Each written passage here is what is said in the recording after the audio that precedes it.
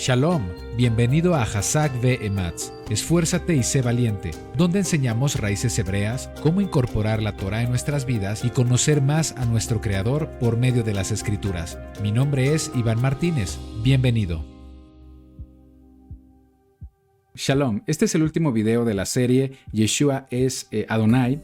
En esta serie he hecho un esfuerzo por presentarte evidencia bíblica de que Yeshua es la manifestación del Eterno en la carne. Considero que han sido evidencias contundentes, respaldadas en la Torá, en el Brit Hadashah. Si no has visto los videos anteriores, te invito a hacerlo, ya que si aún crees que Yeshua no es Adonai, tendrías que demostrar que lo que he comentado en los videos anteriores es falso. Entiendo que no muchos estarán de acuerdo con mi postura y seguirán utilizando los mismos versículos que utilizan trinitarios, dualistas, mesiánicos, que no creen en Yeshua y el Eterno como Ejad. Aunque no lo quieren admitir, tienen más en común, ya que es evidente que en este tema pues están de acuerdo sobre que Yeshua sea una persona diferente al Creador del universo.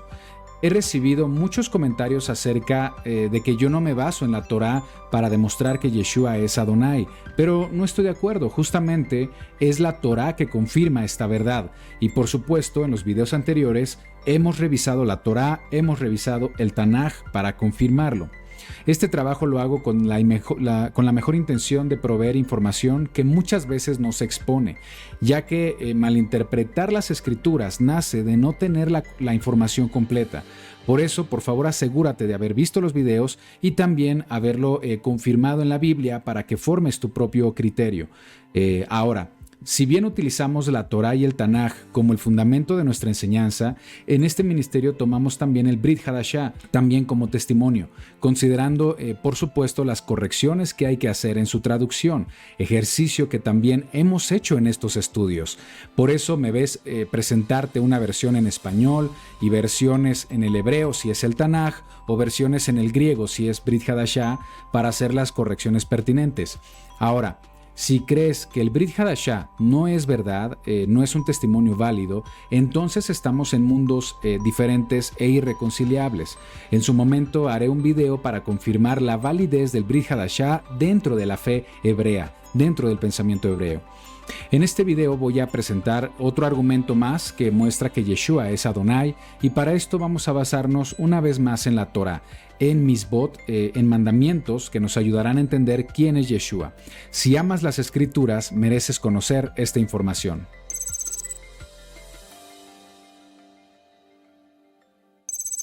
En el libro de Apocalipsis se habla de forma metafórica de una novia que será esposa del Cordero. Hay un evento que se llama las bodas del Cordero, que es el cumplimiento del pacto restaurado entre el Eterno y su pueblo. Apocalipsis 19:7. Gocémonos y alegrémonos y demos gloria, porque han llegado las bodas del Cordero y su esposa se ha preparado, y a ella se le ha concedido que se vista de lino fino, limpio y resplandeciente, porque el lino es las acciones justas de los santos. Bien. Aquí el pueblo que ha alcanzado salvación y que son calificados como santos porque sus acciones fueron consideradas justas, es decir, tuvieron fe en Yeshua y guardaron los mandamientos de Elohim. Ahora este pueblo está siendo preparado como una esposa. En Raíces Hebreas hemos descubierto que este pueblo escogido es Israel bíblico. No confundir con los judíos. Judá es una de las tribus, de un total de 12 tribus. Israel se refiere al pueblo que el Eterno ha escogido por su fidelidad, aquel que perseveró con Elohim. La Biblia utiliza esta metáfora de relación entre una esposa y un esposo para representar la relación que existe entre el Eterno y el pueblo de Israel. Apocalipsis 21:2. Yo, Juan, vi la santa ciudad, la nueva Jerusalén, descender del cielo, de Elohim, dispuesta como una esposa ataviada para su marido. Entonces, si la esposa se trata de la congregación de los santos, los que fueron considerados justos por sus acciones, ¿quién es el marido? ¿Quién es el esposo? En otro versículo dice que el marido es el Cordero, siendo una referencia de Yeshua. Apocalipsis 21:9. Vino entonces a mí uno de los 7 ángeles que tenían las 7 copas llenas de las 7 plagas postreras, y habló conmigo diciendo: ven acá, yo te mostraré a la desposada, la esposa del Cordero. Aquí nos dice que este grupo de personas son la esposa del Cordero. Recordemos que Yeshua, al sacrificar su vida para el perdón de pecados de su pueblo, pasa a convertirse en el esposo, y su iglesia o congregación, que en hebreo es Kahal o Keilah, pasa a convertirse en la novia que espera al novio para celebrar las bodas del Cordero. Sin embargo, me gustaría que recordemos el siguiente principio de la Torá, el siguiente mandamiento, en Deuteronomio 22:30. Ninguno tomará la mujer de su padre, ni profanará el lecho de su padre. Si enseñas o crees que Yeshua es una persona diferente a Elohim, si consideras que literalmente Yeshua es el hijo de Adonai, como lo es un padre e hijo en lo terrenal, como una persona diferente, entonces considera lo siguiente: ¿es lícito para la Torá que una persona tome la mujer de su padre? Ninguno tomará la mujer de su padre, ni profanará el lecho de su padre. Vemos que un hijo que toma a la mujer de su padre es considerado una relación ilegal para la Torá, y esto se confirma como pecado en el Brit Hadashah, pacto restaurado, 1 Corintios 5:1. De hecho, se le considera fornicación porneia, que significa relación ilegítima. Dice: de cierto se oye que hay entre vosotros fornicación, cual ni aun se nombra entre los gentiles, tanto que alguno tiene la mujer de su padre.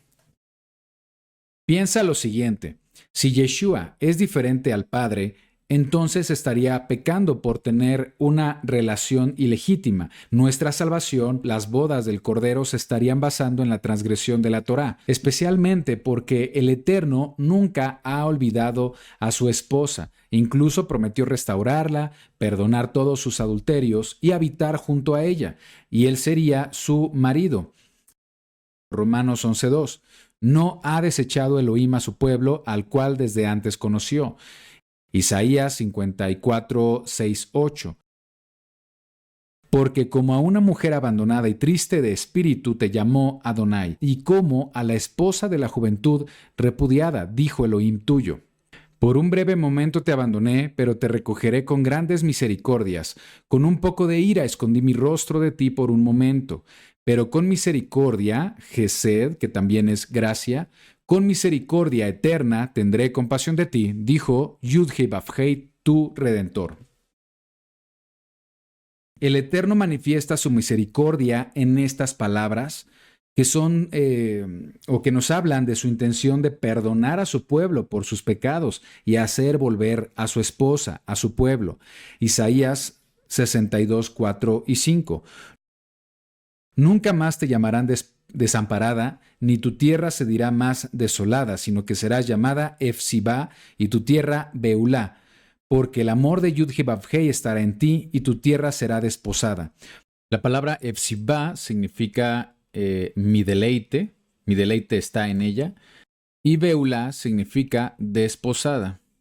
Pues como el joven se desposa con la virgen, se desposarán contigo tus hijos, y como el gozo del esposo con la esposa, así se gozará contigo Elohim tuyo.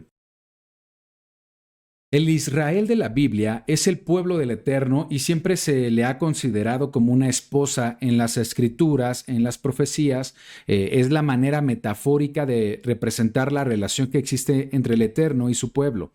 La entrega de la Torá en el monte Sinaí representó una ketubá, un acta matrimonial, y el pueblo reunido para recibir la ketubá se le dio el término de kahal, que se tradujo en griego como eclesia y que en español es iglesia. Quiere decir que el término iglesia no es un término del Nuevo Testamento, no es un término para referirse a gentiles. En la Torá, a la congregación de los que han sido llamados a ser esposa del Eterno, su nación santa, se les llamó iglesia, en hebreo kahal.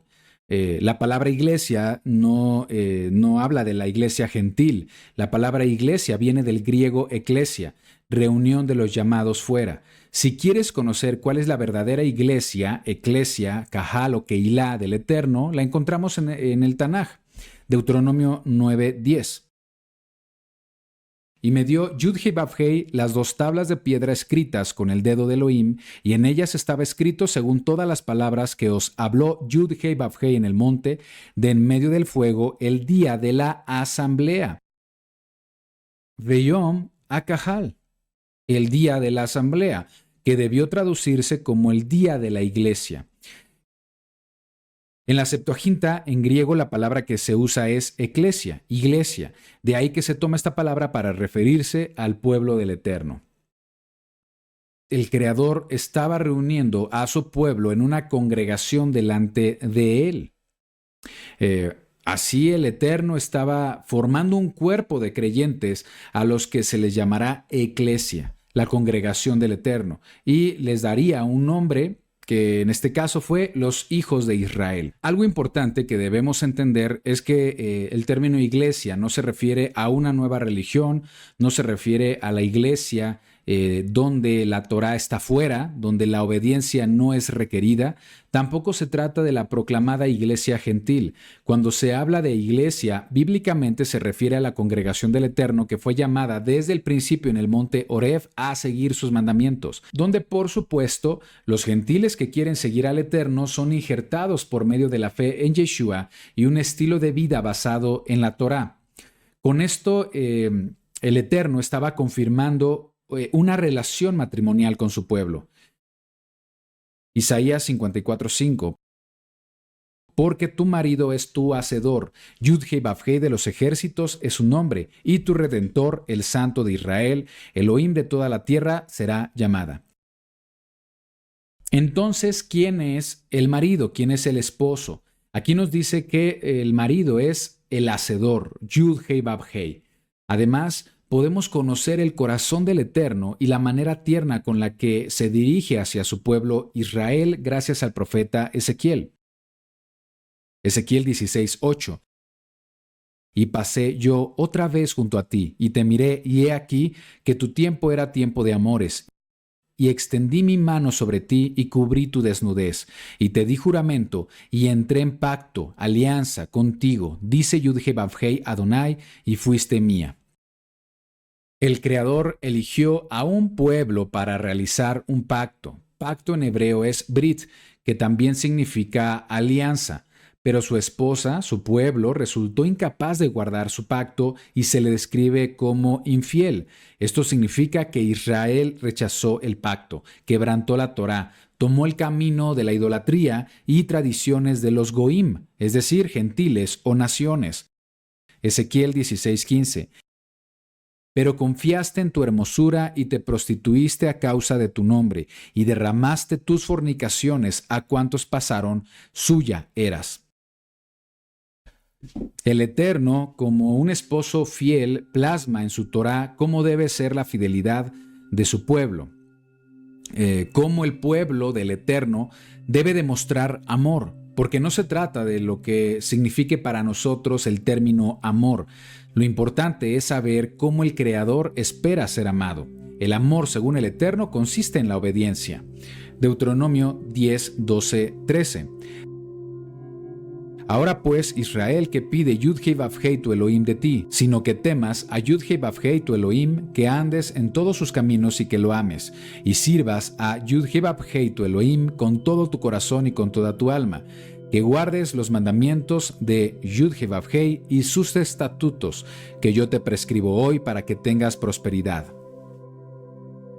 El Creador había establecido un pacto de amor con su esposa, dispuesto a brindarle todas las bendiciones que conlleva esa relación de amor. Entregó una Torá perfecta para que fuera el estándar de comportamiento de un pueblo que debía estar a la altura del Creador, ya que la Torá muestra el carácter justo, misericordioso y amoroso de nuestro Hacedor, pero fueron los seres humanos quienes invalidaron el pacto. Jeremías 31:32. No como el pacto que hice con sus padres el día que tomé su mano para sacarlos de la tierra de Egipto, porque ellos invalidaron mi pacto. El Creador, dice aquí, tomó su mano para sacarlos de la tierra de Egipto, aunque fui yo un marido para ellos, dice Adonai. La consecuencia de esta infidelidad es una separación entre el Eterno y su pueblo, al grado de que el Creador dio carta de divorcio o repudio a su pueblo infiel por razones justas.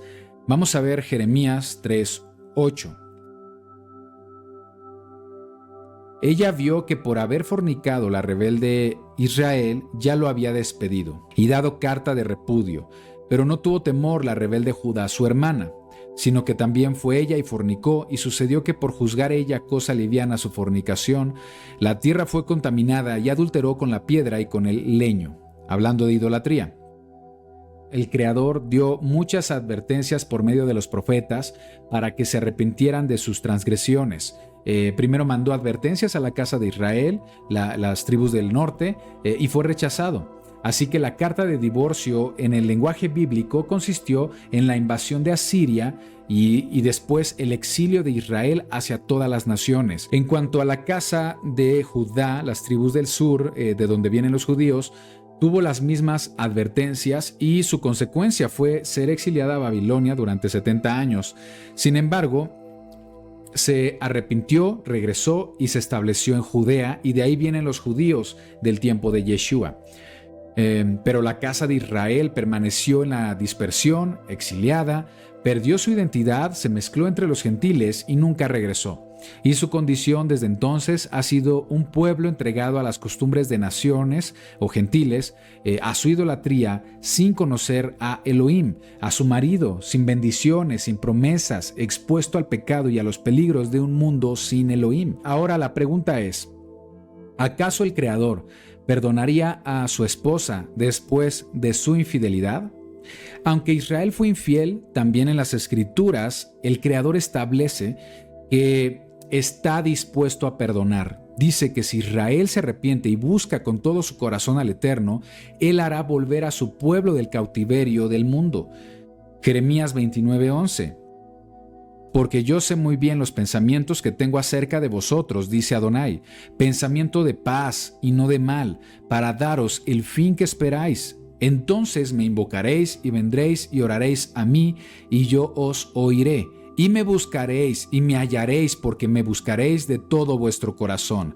Y seré hallado por vosotros, dice Adonai, y haré volver vuestra cautividad, y os reuniré de todas las naciones y de todos los lugares donde os arrojé, dice Adonai, y os haré volver al lugar de donde os hice llevar.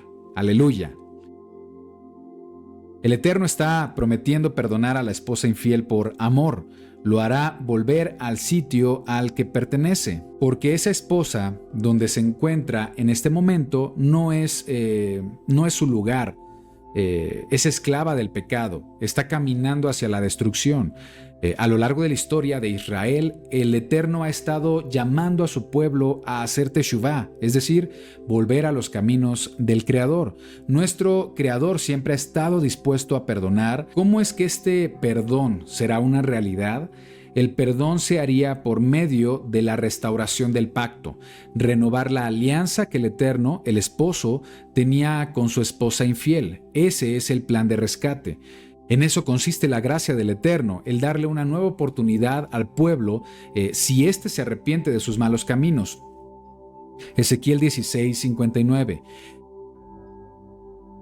Pero más ha dicho Yud-Heh-Vav-Heh Adonai, haré yo contigo como tú lo hiciste, que menospreciaste el juramento, para invalidar mi pacto. Antes yo tendré memoria de mi pacto que concerté contigo en los días de tu juventud, y estableceré contigo un pacto sempiterno. Aquí nos dice que aunque Israel menospreció al Eterno e invalidó el pacto, el Eterno se acordará de ese pacto para establecerlo ahora como un pacto sempiterno, que en hebreo es olam, que significa eterno o perpetuo. La misericordia del Eterno es tan grande que está dispuesto a perdonar y ser fiel a su pacto que hizo con su esposa, pese a que el pueblo invalidó el pacto. Y es muy interesante cómo vemos la promesa del nuevo pacto a través del profeta Jeremías. Todo el Brit Hadashah o Nuevo Testamento, Nueva Alianza o Pacto Restaurado está basado en los siguientes versículos. Jeremías 31:31. He aquí vienen días, dice Yud-Heh Vav-Heh, en los cuales haré nuevo pacto con la casa de Israel y con la casa de Judá. En hebreo, nuevo pacto es Brit Hadashah. Hadashah viene de la raíz Hadash, que significa renovar, reparar, restaurar. Es decir, no está hablando de un pacto nuevo o diferente, sino lo correcto es entenderlo como la restauración del pacto, de la alianza con el pueblo de Israel. Así que lo correcto es alianza restaurada o pacto renovado. Jeremías 31:32. No como el pacto que hice con sus padres el día que tomé su mano para sacarlos de la tierra de Egipto, porque ellos invalidaron mi pacto, aunque fui un marido para ellos, dice Adonai. Una vez más, Elohim recuerda que fue un marido para Israel. Sin embargo, fue el pueblo quien invalidó el pacto, y ahora en su fidelidad el Creador quiere restaurarlo. Versículo 33. Pero este es el pacto que haré con la casa de Israel después de aquellos días, dice Yud-Heh Vav-Heh. Daré mi Torah en su mente y la escribiré en su corazón, y yo seré a ellos por Elohim, y ellos me serán por pueblo. La pregunta es, ¿cómo el Creador va a restaurar su pacto? Bien, aquí dice, escribiendo la Torah en nuestra mente y en nuestro corazón, que es una forma de decir que pondrá en nosotros un espíritu de obediencia, el deseo de ser obedientes a nuestro Hacedor. Isaías 54:5. Porque tu marido es tu hacedor, Yud-Heh Vav-Heh de los ejércitos es su nombre, y tu Redentor, el Santo de Israel, Elohim de toda la tierra, será llamado. Aquí el Eterno es descrito como marido, como hacedor, como Redentor, como el Santo de Israel. Estas son funciones que el Eterno va a ejercer para la redención de su pueblo. El Eterno vendrá por su esposa. Pero, ¿cómo será esto posible?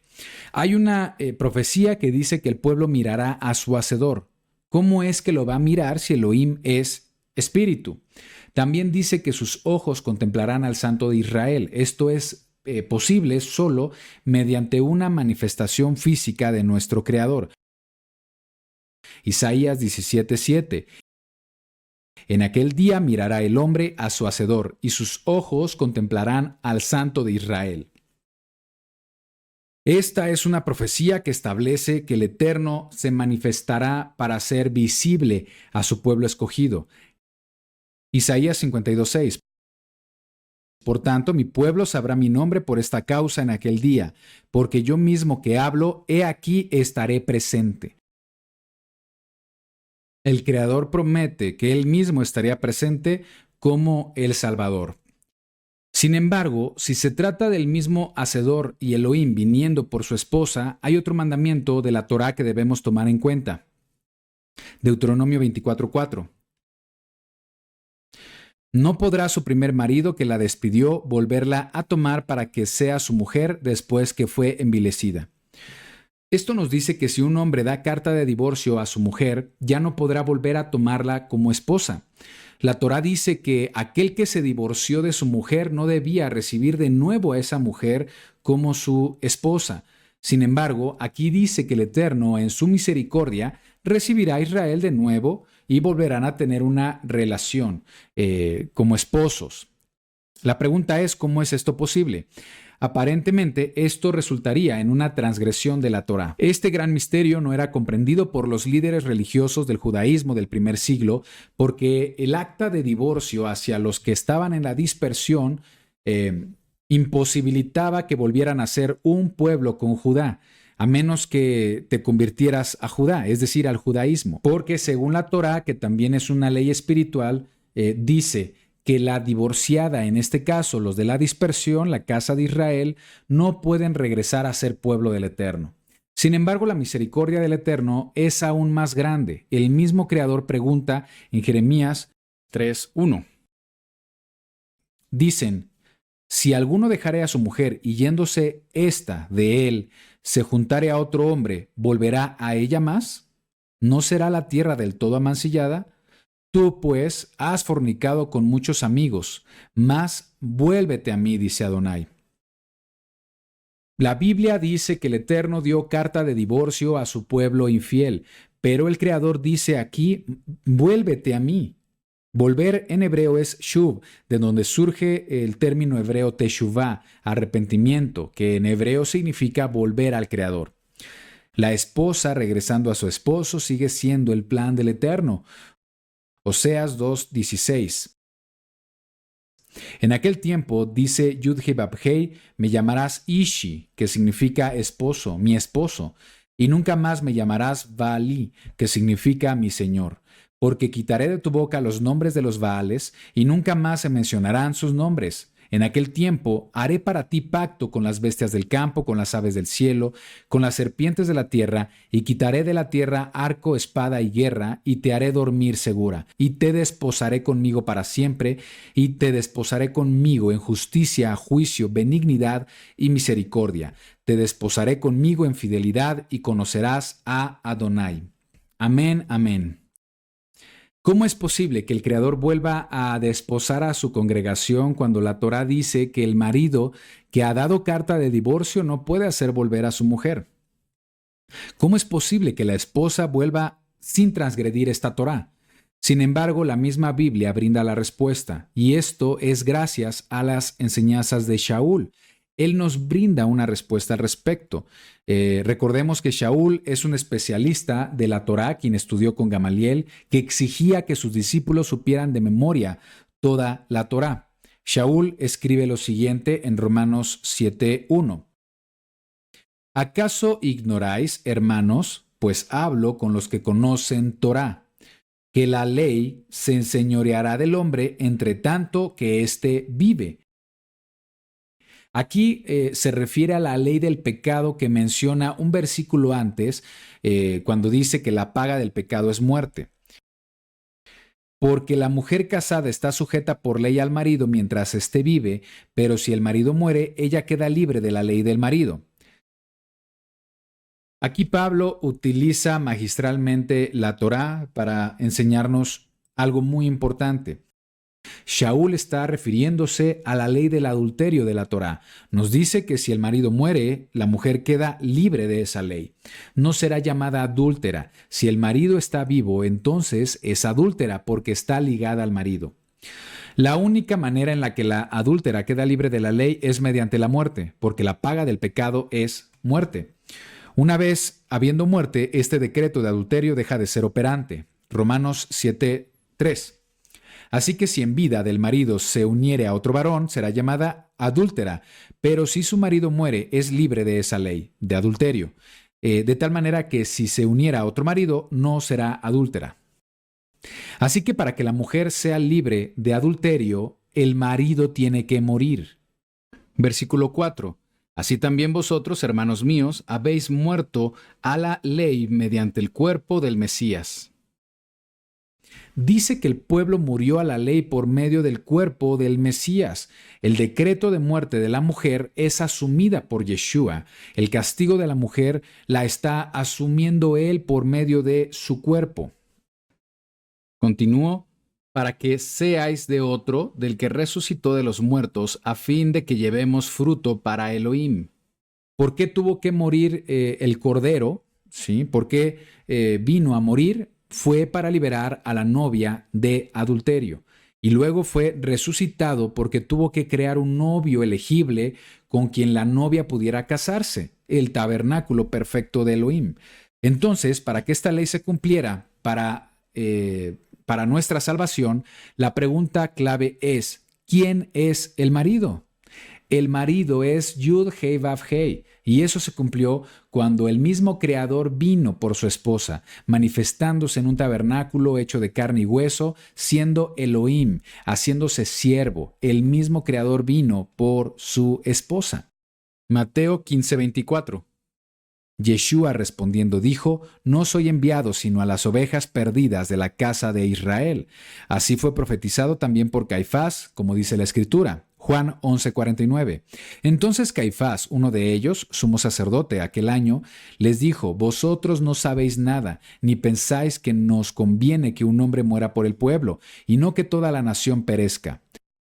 Lo que sigue es una gran verdad.